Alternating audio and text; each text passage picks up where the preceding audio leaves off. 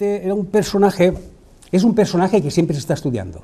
Y os lo diré por qué. Pues fijaos, su padre es Bernardo Juan y Canicia, y su madre, que es la segunda esposa de su padre, es Violante Santacilia y Soler de Cornellá de Elche. Se casan estos dos personajes, su padre se casa antes, y tiene 4 hijos, y después se casa otra vez con esta. Y sabíamos que nace en primer lugar Jorge Juan, y después una chica, Margarita, y después un señor, Bernardo. 3 más. Bueno, pues resulta que, como te digo, la investigación siempre está en marcha. El mes que viene sale un libro con 2 nuevos hermanos de Jorge Juan, desconocidos hasta ahora, y de su segunda mujer. El primero, antes de nacer él parece que hasta entonces era el primero que había nacido del segundo matrimonio, pues no señor, era el segundo. Y entre él y su hermana Margarita sale otro.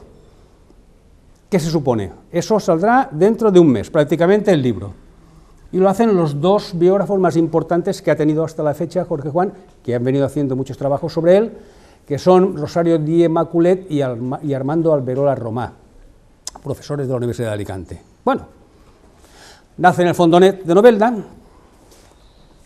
y a partir de ahí empieza su vida. Después resulta que a principios de 1900 viene una serie de personajes y hay uno de Monforte, un letrado que dice que nace en Monforte porque lo dice la tradición y tal y cual. Y hasta ahora pues continúan diciendo algunos monfortinos que nace en Monforte.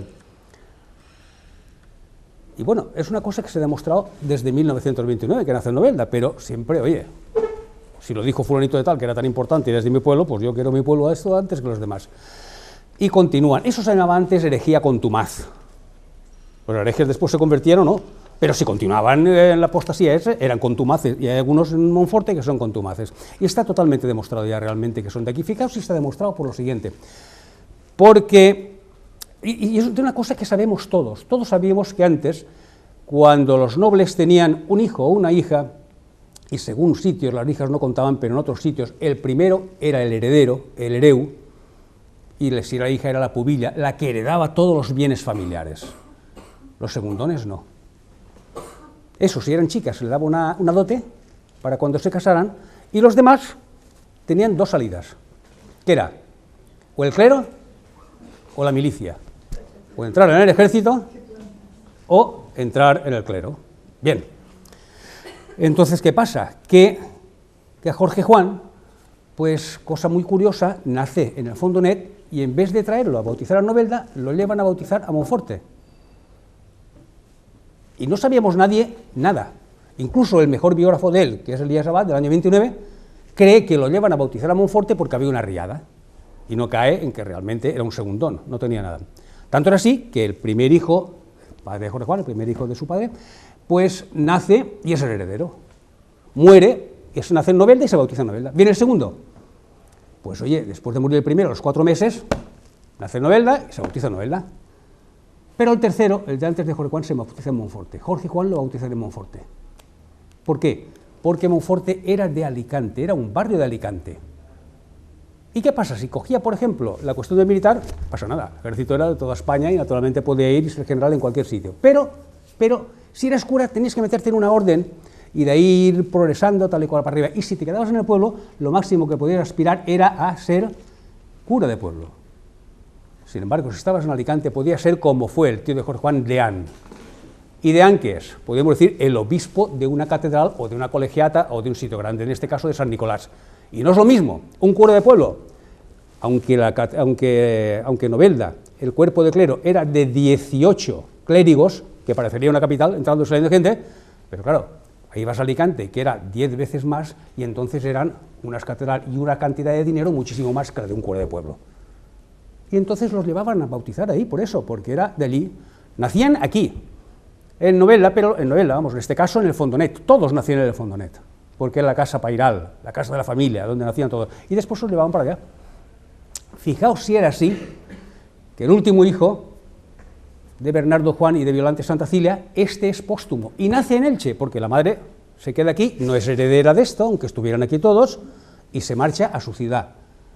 Y allí tenía una casa de campo inmensa, una gran propiedad que se llamaba Sprillas, si los conocéis algo de esto, también era un señor, una señora casa, como sabéis, una señora propiedad, y se va allí. Y fijaos lo que pone en la partida de bautismo el cura porque lo bautizan en Elche. Dice, este ha nacido en Elche, pero ha sido concebido en Alicante. Oiga usted, una cosa circunstancialmente y físicamente me nace, pero yo lo hice con mi marido en Alicante. Luego tiene que tener los mismos derechos y prebendas que todos los que están en Alicante, porque Elche era más pequeño. De lo cual quiere decirse que es una demostración clara y fantástica de que realmente los llevaban no porque eran de Monforte o lo que fuera, sino simplemente porque era interesante, al ser un barrio Monforte, por delante, y este sufragánea a la iglesia de Monforte de Alicante, pues claro, interesaba más ser un deán, como habían sido dos de ellos de la familia. Y hablamos ya de Jorge Juan, que ya está viendo hablar de gente de otras clases, de padres, abuelos y todo. Nace Jorge Juan, su madre en Elche, desde luego, y su tío Cipriano se lo lleva a estudiar a Alicante al colegio de los jesuitas. Cuando pasa un tiempo, después del colegio de los jesuitas, es un poquito mayor, se lo lleva a Zaragoza. Y de Zaragoza ya empieza a estudiar allí el bachillerato y después lo manda a la Orden de Malta, lo manda a la isla de Malta. ¿Por qué a la isla de Malta? Hombre, podría haberse quedado como cura, decimos de aquí, y aquí hubiera llegado, como el tío, a altas dignidades, como deán de la catedral. Pero parece ser que el chaval pues iba por otros caminos, dice, este es muy espabilado, dice el tío, se lo voy a mandar a la Malta porque a lo mejor puede llegar a ser una cosa grande. Y entra como paje de Manuel de Villena, que entonces era el prior de la Orden de Malta, y está 4 años allí. Allí lo nombran caballero de la Orden de Malta, y está, pues ya os digo, una temporada, hasta que a los 16 dice, me voy a España por lo que sea, en fin, no sabemos qué circunstancias, pero si quiere dejar el cuerpo, aquello de la orden religiosa, y se viene a España y se mete en la Academia de Guardias Marinas en Cádiz. Se puede decir que era donde estudiaban los oficiales de Marina. Se quedan allí en la Academia de Guardias Marinas de Cádiz y pasa una serie de años. Mira por dónde le toca la lotería. Y le toca la lotería porque entonces los franceses, que eran, entonces, podríamos decir, la clase, el país más culto y más inteligente que había en toda Europa, estaban haciendo unos trabajos sobre la medición del meridiano. La medición del meridiano, y esto qué es, y para qué sirve, y tal y cual. Y hacía muchos años, siglos, de que se hablaba cómo era la Tierra. Si era redonda. ¿Pero qué tipo de redondo? ¿Apepinada? ¿O como una sandía? Redonda casi.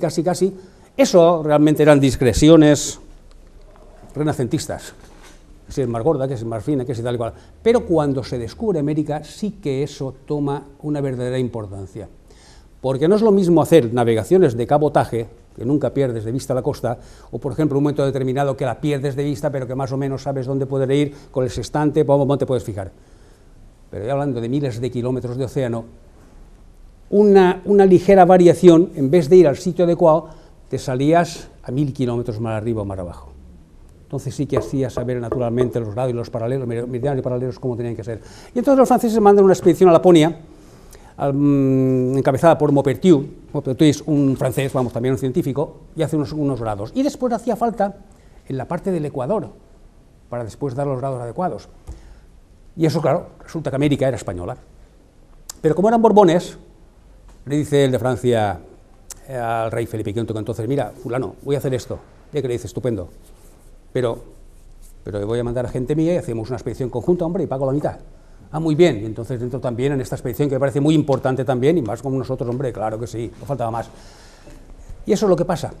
Y entonces resulta que vienen buscando, y el primer ministro de la época dice, vamos a buscar a la gente más importante de España científicamente.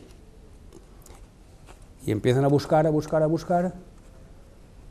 y igual que evidentemente sabéis de un gran clásico griego, buscando con un farol a ver si encontraba un hombre en algún sitio, buscando a ver si era un científico. Y no encontraron un científico, tal era la decadencia que había caído en el 17 de España. Y entonces dice, bueno, pues ¿quién puede ser con esto? Pues coño, pues mira, ¿quiénes son los que más pueden saber evidentemente matemáticas, geometría, astronomía? Los marinos. Y entonces van a la escuela de guardias marinas y entre toda la gente cogen a dos. Uno que le llamaban el Euclides español, porque era muy espabilado en cuanto a matemáticas, que era Jorge, y el otro después buscan a otro que no pudo ir, y viene después otro compañero que es Antonio de Ulloa y de la Torre Giral, y dos estudiantes de marina. Claro, se quedan pensando y dice, si vienen académicos franceses tal y cual, con todo el rango que tienes, y le ponemos unos chavales al lado, pues ¿qué hay que hacer? Pues le subimos 4 grados directamente, ¿sabes?, en la escala y en el escalafón de la Marina. Pues nada, estos salen como tenientes de navío, y salieron como tenientes de navío, sin haber entrado por fragatas ni nada, para allá, para América. Y se van a América a hacer las mediciones. Van a una expedición científica importantísima al mando de un francés, Louis Godin, que era astrónomo, que era un gran personaje, que tiene una historia muy buena también, ya os contaré un día. Y entonces van, y viene gente muy importante también con todos ellos a buscar y hacer las mediciones. Las mediciones y los trabajos duran 11 años, 11 años, 11 años, subiendo a todas las...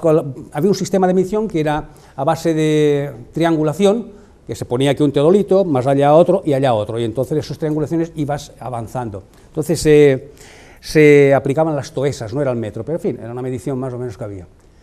Después de 11 años, resulta que las mediciones más exactas las hace Jorge Juan, y las segundas más exactas de todos las hace Antonio de Ulloa. O sea que aprendieron de ellos y lo sobrepasaron en este caso. En la aventura americana, es una aventura americana que si Estados Unidos lo tuviera, bueno, Hollywood tendría un montón de películas sobre ellos, hombres del oeste, pero un montón. De hecho, hay historias muy curiosas, voy a deciros una, dos, no pasa nada, es poco tiempo.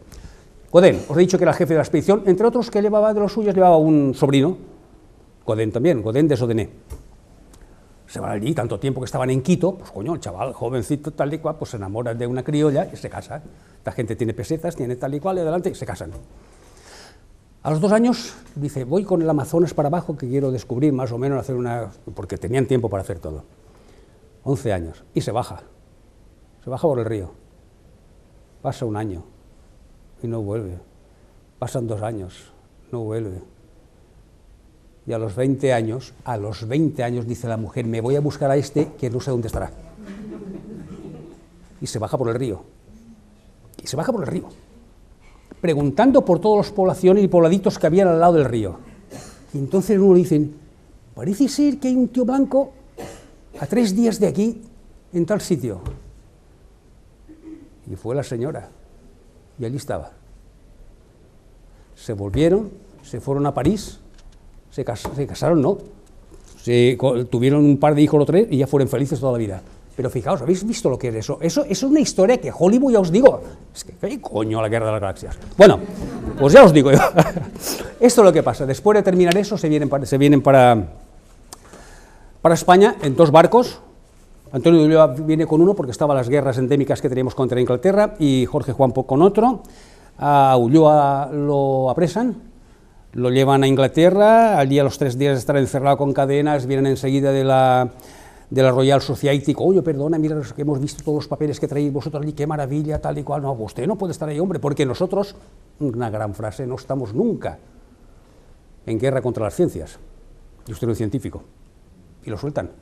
Una maravilla también, pero claro, se quedan con los papeles. Menos mal que siempre, como es lógico, en esas cosas, Jorge Juan trae una copia y los otros otra, y por eso vienen 2 barcos diferentes. Jorge Juan llega al Havre, después del Havre van a París, se quedan unos días después, se viene aquí, y mira por dónde, a los meses llega Ulloa, y los 2 se juntan en Madrid. En Madrid no nos conocía nadie. No, es que venimos de América. Uy, ¿qué? Es que nos mandaron. ¿Pero quién nos mandó? Tofiño, pero se murió hace muchos años. ¿Cómo? Pero bueno, en algún sitio tiene que ser que nos han enviado a algún sitio. No nos conocía nadie. Menos mal que encuentran en Madrid al general Pizarro, uno que había conocido ellos precisamente en el Perú. Coño, ¿qué hacéis aquí, tal y cual? Yo os que he venido que van a nombrar más de general, tal y cual. Pues aquí, mira, decía Jorge Juan, yo me voy a Malta, porque allí por lo menos me conocen, pero es que aquí no me conoce Dios, le decía el otro, pues yo me voy a mi tierra. Esperad que voy a hablar con alguien que conozco, evidentemente, que conocía, pues prácticamente con el factotum de España, con el Marqués de la Ensenada. Y hablan con el Marqués de la Ensenada, tendría mucha amistad, porque aquí nada más hablar con aquel y distrae a esta gente, que es lo que me hace falta para lo que yo quiero realizar aquí. Y a partir de ahí empieza la carrera de Jorge Juan. Es importante lo del meridiano, fíjate, porque a partir de ahí, entonces naturalmente se conoce muy bien meridianos y paralelos, y se van 3 grados por aquí, 3 grados por allá, va perfectamente los navíos. Bien, pero es que había más cosas que hacer, claro que sí que había más cosas, y entonces cuando Jorge Juan se explaya. Y este le dice, te voy a mandar a Inglaterra porque quiero saber cómo lo hacen allí los barcos, coño, que nosotros nos hemos quedado muy, muy atrás. Y se va, está un par de años o 3, se va. Y por las mañanas era Jorge Juan y por las tardes se vestía de lo que fuera, porque realmente tuvo 3 o 4 identidades diferentes, una de ellas, entre otras, de librero, en fin, el alemán Mr. Mormont, el otro es Mr. Soblevant, en fin, iba cambiando, y se vestía después de paisano y se marchaba a ver los 4 astilleros que habían en Londres entonces, a ver el sistema de construcción de navíos, cómo lo hacían, cómo los miraban, tal y cual. Bien, por la mañana se iba con los lores allí a cenar, tal y cual, le nombran de la Royal Society y todo eso, muy bien. Y por la tarde se iba a ver cómo se hacían las lonas allí, cómo se hacían las velas, cómo se hacían las jarcias, de qué estilo hacía, cómo entraban los barcos, de qué manera, tal y cual, las cuadernas, todo. Total, está uno un tiempo y empieza a contratar gente. Coño, este es un tío espabilado en cuestión de hacer velamen, el otro tal, mira, te viene a España para tener tanto dinero, tal y cual, de acuerdo. Y llega un momento que la Armada, o sea, la Armada inglesa dicen, me están desapareciendo gente de los astilleros, directores, especialistas, relojeros, reloj es muy importante para entonces, y empieza a buscar, y menos mal, tiene que salir Jorge Juan disfrazado de marinero en un barco que iba a Francia, tal y cual, y se salva él, con las mujeres que iba de muchos de los que había traído aquí, que trajo entre otros a 2 o 3 directores de astilleros, Bryant y otros. Bien, los trae y se meten en Madrid y durante 9 meses empiezan a hacer barcos.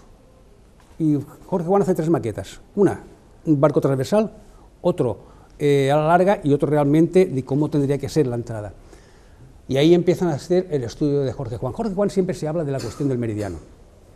La importancia de Jorge Juan estriba en que hace el primer libro que coge un carpintero y puede hacer un barco. Antes era empírico. Antes los carpinteros, oye, me hace falta un carpintero para la señal de tal. Se iban 4 o 5, pues cogían a uno, tal y cual, empezaban a enseñarle. Y se fijaba en lo que hacía el jefe, el otro se fijaba en lo que hacía el otro, y según lo que se hacía, es que mirando aprendía. Lo que hacía mi padre, lo he hecho yo, que lo he aprendido de él, y si puedo hacerlo mejor, mejor. Pero no había ningún manual que dijera, un barco se hace así. Si queremos que vaya más largo y según las medidas, pues tiene que tener una inclinación angular en la pora de tanto, tal lugar. Eso no existía.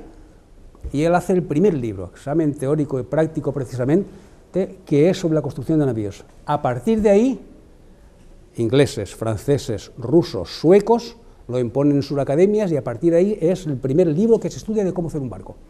Eso es lo importante de Jorge Juan. ¿Cómo se hace un barco? Lo otro, claro que es importante. ¿Cómo que es importante? Importantísimo. Aparte de eso, como el tío valía para un roto y para un descosido, le dice, vete al Almadén. Que resulta que allí no pueden trabajar en verano porque dicen que tiene mucho calor y no le hace falta las minas que tienen de azogue, que es mercurio. ¿Para qué servía el mercurio? Para llevarlas a América y en las minas de Potosí tratar la plata y salir entonces la plata perfectamente fina. O sea que era importantísimo para el tesoro. Pues se va, pega unas miradas por allí, hace unos estudios y se puede decir que era el primer sindicalista. Dice, entre otras cosas, esta gente hay que hacer lo siguiente, que terminen el sábado a mediodía, se vayan a su casa, estén con la familia y después que vengan el lunes a trabajar. Terminaban el domingo nada más la fiesta, le da mediodía más y les da casas, porque al ser domingo mucha gente no podía ir porque vivía más lejos, a su casa y se quedaban allí. Entonces ese mediodía más sí que les permitía ir y volver y les hace una especie, podríamos decir, de un pueblecito para todos los mineros y demás. Y les da eso, que tengan más tiempo libre. Y a partir de ahí, hasta en verano, con las bombas de extracción que hace, trabajaban. Fíjate tú, entonces la producción, ¿cómo subió? Más del 50%. Pero se puede decir, dice el rey, coño, vamos a ver, porque resulta que la aleación de las monedas no le sale bien, plata y oro. Y le hace eso, y le hace la elección de monedas de plata y oro. Le llaman desde Galicia, oye, quiero que por favor para el sistema de agricultura que me den unas cosas, y hacer agricultura, cosas raras, en Totana y Lorca. Vamos a ver si pueden hacernos unos regadíos. Y empiezan a hacer desde luego y le hace un trazo, estudia unos trazos para llevar las aguas desde Cazorla hasta precisamente allí, le mandan un estudio, lo ve viable y dice, pero aparte de esto hay que mandarlo a Cartagena y hace un estudio, que realmente se hicieron y hay tramos hechos en la parte de Murcia, Lo que pasa que las cualidades, podríamos decir, de la época, mecánicas, y no estaban a la altura y no se pueden negar, pero sí que hay tramos en que están realizados estos ya. ¿Qué más? Pues mire usted, vamos a hacer los mejores barcos del mundo. Y me hace los arsenales y los diques secos de Cartagena y del Ferrol, los más grandes de su tiempo en Europa. Y salen los mejores buques de su tiempo. Se llaman los 12 apóstoles. Salieron 100 y pico buques. Fijaos si es importante. Casi un centenar. Hay un libro que ha salido hace un año y pico que ha salido, que se llama así, justamente los de la flota de los 12 apóstoles.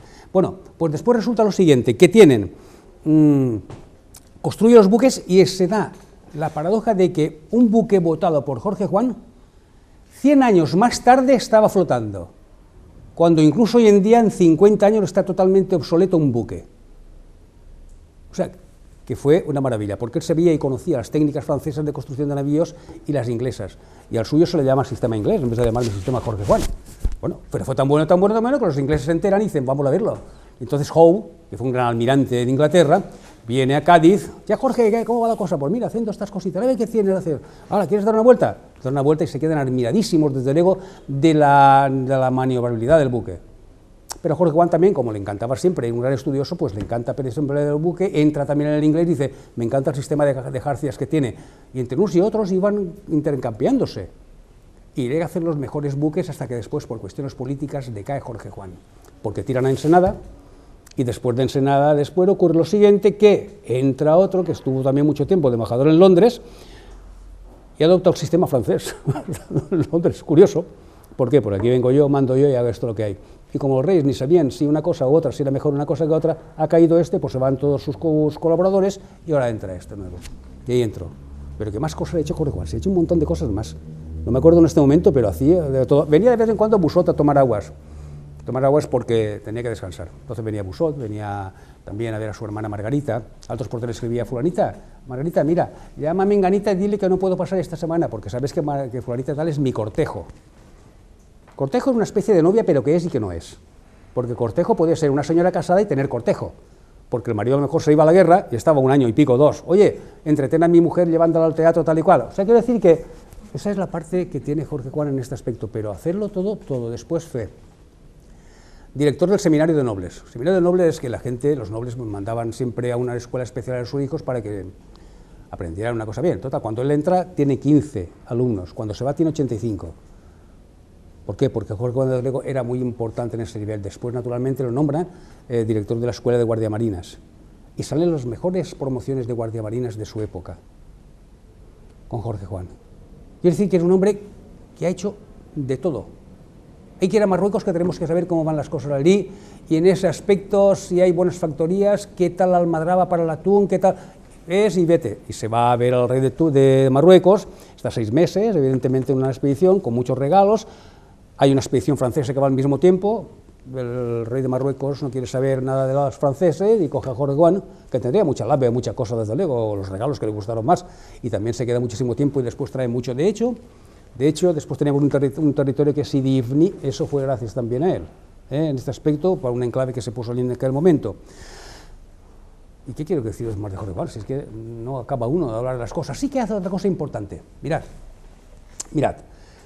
En el 18, igual que el 17 y 16, había mucha racia, el 2x3 contra los turcos, no una guerra declarada contra los argelinos, contra tal, y aquellos contra aquí, venían con la racia, los piratas, se llevaban gente y tal. Entonces se cogía mucha gente, sobre todo después de hacerse los diques secos del Ferrol y de Cartagena para fabricar buques.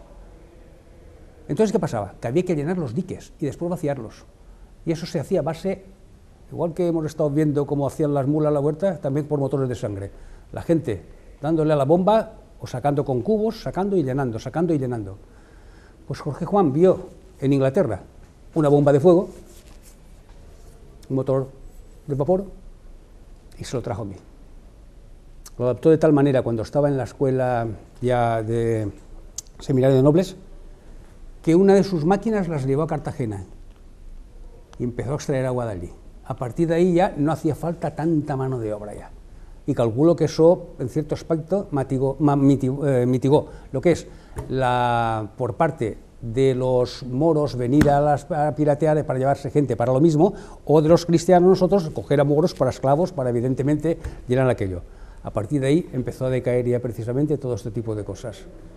Y esa bomba la vio después un francés, y la adaptó después para unas fábricas que tenía él de telas, y más tarde los ingleses para hacer su ferrocarril, todo eso.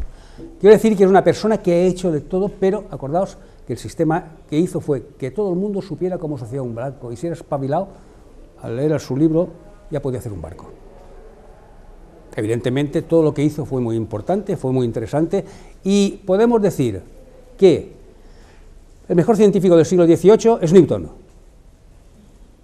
pero el mejor científico en cuanto a ciencia aplicada es Jorge Juan,